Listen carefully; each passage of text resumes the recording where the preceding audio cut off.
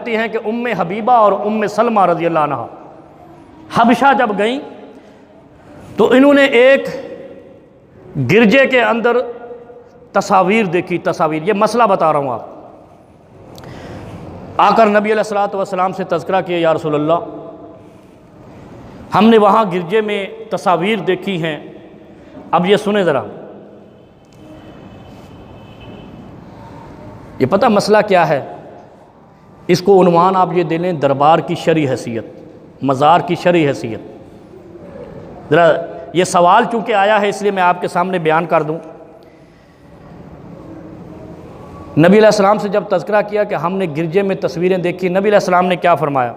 اذا کان فیہم الرجل الصالح فمات بنوا علی قبرہم مسجدا وصوروا فیہ. کون تھے وہ گرجے والے؟ یہود و نصارہ ہیں نا، وہی گرجا بناتے ہیں نا، عیسائی یہودی. صحیح بخاری کی روایت ہے اور 427 نمبر. اور یہ قصہ کہاں پہ پیش آیا ہے؟ نبی علیہ الصلوۃ والسلام کے زمانے میں. اور کون تذکرہ کر رہی ہیں؟ زوجات النبی. سیدہ عائشہ رضی اللہ عنہا بھی نبی پاک علیہ السلام کی بیوی ہیں، ام حبیبہ بھی ہیں، ام سلمہ میں، تینوں نبی علیہ الصلوۃ والسلام کی بیویاں ہیں. اور یہ کب ارشاد فرمایا ہے؟ یہ ذہن میں رکھیں، یہ آخری جب مرض وفات تھا، یہ اس وقت کی بات ہے جس مرض کے بعد نبی علیہ الصلوۃ والسلام اللہ کے ہاں چلے گئے، وفات پا گئے، انتقال کر گئے. یہ ان ایام کی، مرض وفات کے ایام کی بات ہے کہ حضرت ام حبیبہ اور ام سلمہ نے تذکرہ کیا. نبی علیہ السلام نے فرمایا کہ یہود و نصارہ کی علامت یہ ہے کہ جب ان کے اندر رجل الصالح، نیک آدمی مر جاتا ہے، اس کی قبر پر مسجد بناتے ہیں، صوروا فیہ، اس میں تصویریں لگا دیتے ہیں ان لوگوں کی. یہ کن کی علامت ہے؟ یہود و نصارہ کی. کیا چیز؟ میت کے اوپر قبہ بنا کے اس میں تصویریں میت کی لگا دینی. آپ کے مسلمانوں میں یہ طریقہ رائج ہے یا نہیں ہے؟ یہ آپ کو پتہ ہوگا. اور یہ کس کی روایت ہے؟ صحیح بخاری کی. صحیح بخاری کی 427 نمبر شروع کی، ورنہ تو 7000 احادیث ہیں. پھر نبی علیہ السلام کیا فرماتے ہیں؟ ان لوگوں کے لیے جو قبروں کے اوپر بلڈنگ بناتے ہیں، بلڈنگ، ہر قبرستان میں چلے جاؤ آپ کو نظر آ جائیں گی، نہیں تو ہم دکھا دیں گے.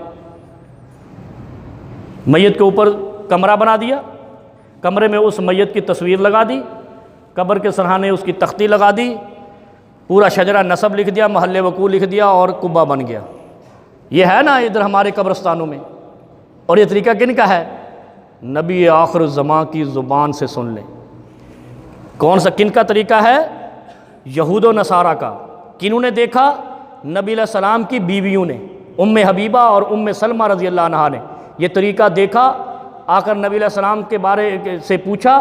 نبی علیہ السلام نے کہا کہ اذا کان فیہم الرجل الصالح، جب یہود و نصارہ میں کوئی نیک آدمی فمات مر جاتا ہے، بنوا علی قبرہ مسجدا وصوروا فیہ، تو اس کی قبر پہ بلڈنگ بناتے ہیں سجدے کے لیے، اور پھر صوروا فیہ، اس میں اس کی تصویر بھی بنا دیتے ہیں.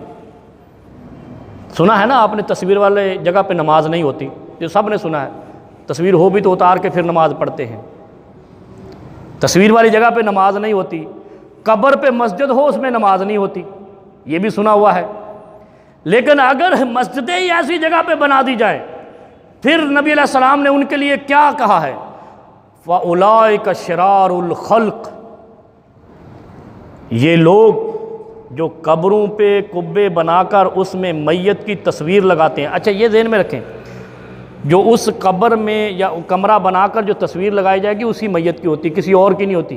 علاقے کے نمبردار یا سردار کی نہیں ہوتی، جو مرنے والا یا اندر ہوگا اسی کی تصویر ہوگی. یہ بات بھی لازم ہے.